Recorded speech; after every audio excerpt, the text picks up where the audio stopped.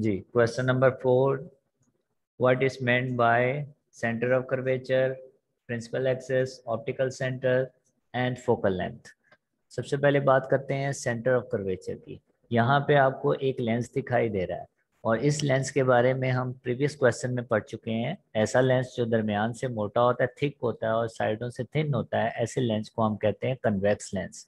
और साइड में एक और लेंस नजर आ रहा है, a lens which is thin at the middle and thicker at the edges, यानी कि दरमियान से पतला है और साइडों से मोटा है, तो ये लेंस जो है हमारे पास कनकेव लेंस कहलाता है।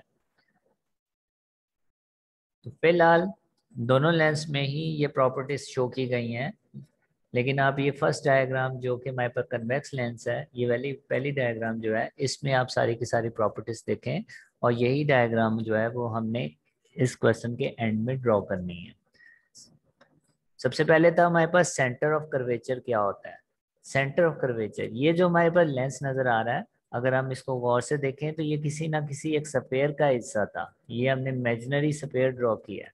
इसी तरह दूसरी साइड में देखें तो ये एक और स्फीयर बनता है, इस स्फीयर का ये पार्ट था। ये जो स्फीयर हमें नजर आ रहा है ये वैसे मौजूद नहीं होता है, ये इमेजिनरी है हमारे पास। कि ये जो कर्व है, ये जो लेंस के कर्व पार्ट है, ये किसी ना किसी गोल सर्कल का हिस्सा थी। उस सर्कल को हमने यहाँ पे इमेजिनरी तौर पे रिप्रेजेंट किया हुआ है। इस सर्कल का ये जो इमेजिनरी सेंटर यहाँ पे सेंटर में नजर आ रहा है, जिसको हमने कैपिटल सी से रिप्रेजेंट किया है, इसको हम कहते हैं सेंटर ऑफ कर्वेचर।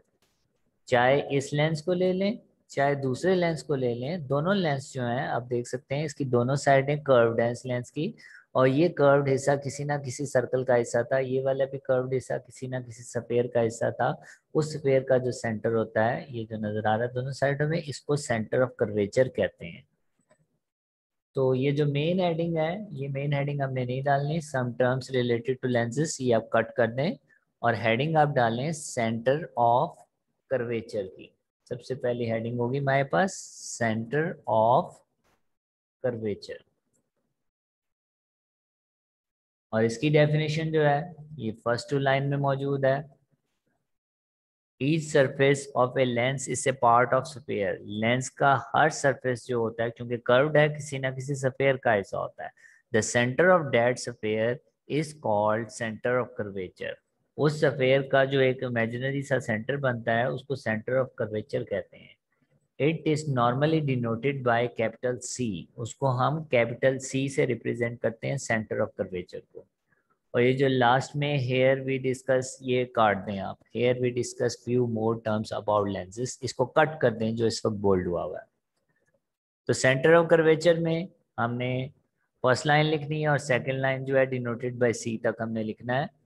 और इसमें क्या लिखा हुआ है कि कोई भी हमारे पास ये लेंस हो तो उसकी ईच सरफेस जो होती है वो किसी ना किसी स्फीयर का पार्ट होती है। उस स्फीयर का जो सेंटर होता है, उस सेंटर को बेसिकली हम सेंटर ऑफ कर्वेचर कहते हैं और उसको हम कैपिटल सी से रिप्रेजेंट करते हैं।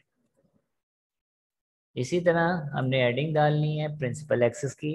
ये जो नंबरिंग यहाँ पे लिखी हुई है, कोई नंबरिंग नहीं आपने डालनी, इसको कट कर दे नंबरिंग को। आपने हेडिंग डालनी है प्रिंसिपल एक्सिस की। और फिर प्रिंसिपल एक्सिस क्या होता है, ये हमारे पास एक सेंटर ऑफ कर्वेचर है, ये हमारे पास दूसरा सेंटर ऑफ कर्वेचर है। इन दोनों सेंटर ऑफ कर्वेचर को मिलाएं और एक लाइन हासिल होती है, इस लाइन को हम कहते हैं प्रिंसिपल एक्सिस। तो दोनों सेंटर ऑफ कर्वेचर को ज्वाइन करने से जो लाइन हासिल हो रही है वो सेंटर ऑफ कर्वेचर, जैसा कि आपको यहाँ दिखाई दे रहा है, लिखा हुआ है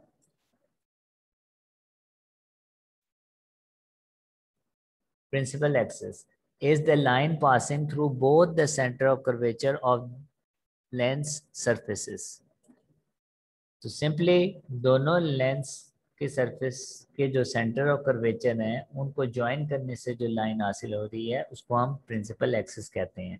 principal axis is the line passing through both the centre of curvature, यानी कि दोनों सेंटर ऑफ कर्वेचर में से गुजरती हुई जो लाइन होती है of lens surface is called principal axis.